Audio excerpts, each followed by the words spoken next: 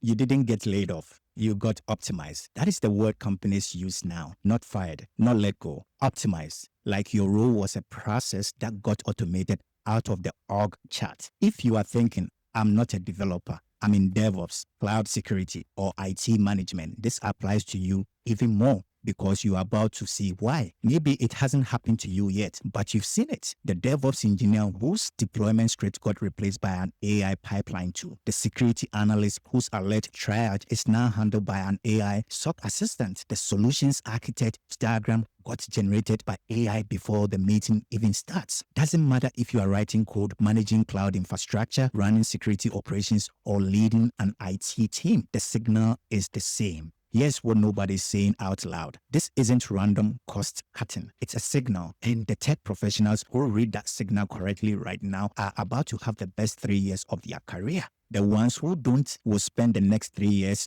hoping they are not next. Fortune 500 recruiters put it to me plainly. 90% of current technical roles, development, DevOps, cloud, security will be reshaped by automation within 3 years. Most people hear that and panic. At the 10% who say it clearly are already positioning themselves to earn 3 times more, working half the hours everyone else is. At the end of this video, you will know exactly what they are doing differently. Whether you are a software engineer, a DevOps engineer, a cloud architect, a security specialist, or an IT manager, and how to make yourself the kind of tech professional that never shows up on the optimized list. Let's start with what's actually happening, because this isn't speculation. McKinsey found that 40% of technical tasks across development, infrastructure, and operations are automatable. Not in 5 years, right now.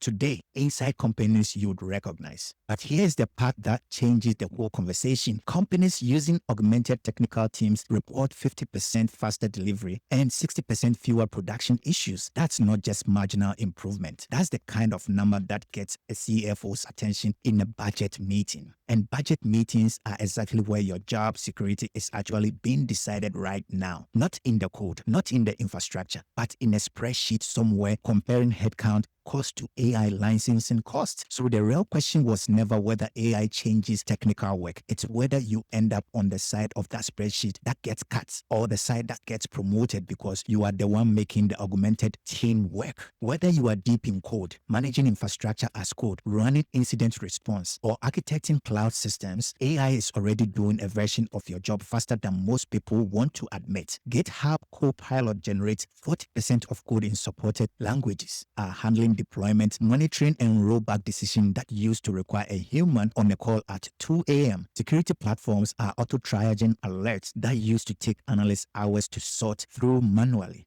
And companies know it. They are quietly consolidating entire teams, replacing 5 mid-level technical hires with 1 AI-augmented senior person who can cover what used to take a team of 5. The math is too easy for any CFO to ignore. And honestly, if you were in their seat, you would probably make the same call. But here's what almost everyone gets wrong about this moment. It was never AI versus humans. It's augmented tech professionals versus everyone still doing things the old way. The people who survive this shift aren't the ones with deepest technical specialization. They are the ones who treat AI as a force multiplier across their domain while building human skills AI still can't touch. Before we get into the blueprints, I want to kill 2 ideas that are quietly sabotaging a lot of smart people right now. Myth 1. I just need to learn more AI tools and I'll be safe. That is not true. True knowledge has a shelf life of maybe 6 months before the next tool replaces it. Doesn't expire is your ability to translate technical capability into business outcomes. That is the actual skill. Myth 2. If I want to see how this plays out, I can adjust later. This is the one that costs people most. The people getting the raises and the new titles right now are the ones moving today, while their peers are still waiting for clarity that's never going to arrive before the decision gets made without them.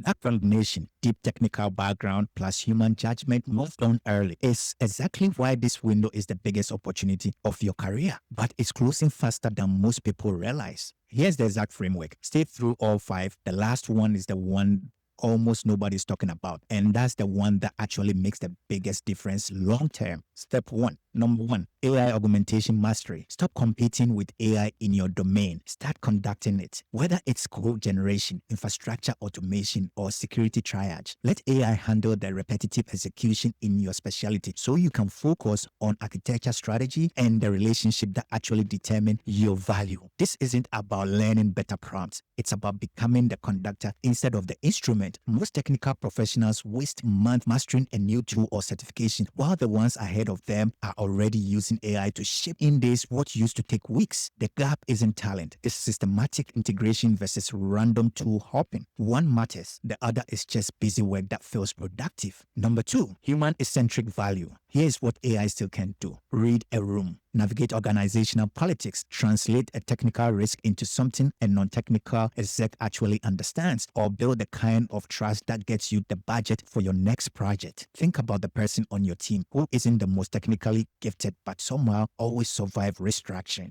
Has this exact skill, whether they've ever consciously named it or not. One IT manager I work with shifted his focus from ticket resolution metrics to business impact communication. Instead of reporting resolved 200 tickets this month, he started reporting what those 200 ticket resolutions actually saved the business in downtime and lost productivity. Within months, he became the person leadership called for every AI rollout decision and got a 40% raise, while others on his team, technically just as skilled, were let go in the next round. Number three, the conscious technology bridge. This is the one almost nobody talks about, and it's the one that separates people who are just good with AI from people who are actually indispensable. AI can handle the execution. It cannot handle the vision. The tech professionals who come out ahead understand both their domain and the psychology of the people relying on them. What leadership actually fears, what they actually need to hear to greenlight a project, and how to read the room when technical decision is really a political one. That combination is rare across every technical discipline, whether you are in security, cloud, or development. And rare is exactly what makes you hard to optimize away, because you can't automate judgment that's built on reading humans correctly. Number four, entrepreneurial leverage. Right now, you are likely thinking like an employee, trading hours in specialty for paycheck, no matter how skilled you are. The shift that changes everything is thinking like an owner, using your domain expertise plus AI to scale impact without scaling hours. One cloud engineer used this shift to launch his own AI consulting practice on the side while still employed. He went from 80-hour corporate weeks to eventually running his own 20-hour weeks as an entrepreneur while tripling his income. He didn't get smart overnight. He didn't learn some secret technical skill nobody else had access to. He stopped selling his time to one employer and started selling outcomes to multiple clients. That is not a leap of faith decision. That is strategic. Gradual shift you can start make while you are still fully employed, building proof before you ever consider leaving. Number five, the future-proof skill stack. Here's the combination that actually makes you irreplaceable. AI orchestration, business strategy translation, stakeholder management, conscious leadership, and systematic problem solving. None of these are domain-specific technical skills. They transfer across DevOps, security, cloud, and development. A security analyst and a cloud architect can both build this exact stack, even though day-to-day technical work looks completely different. That is what makes future-proof.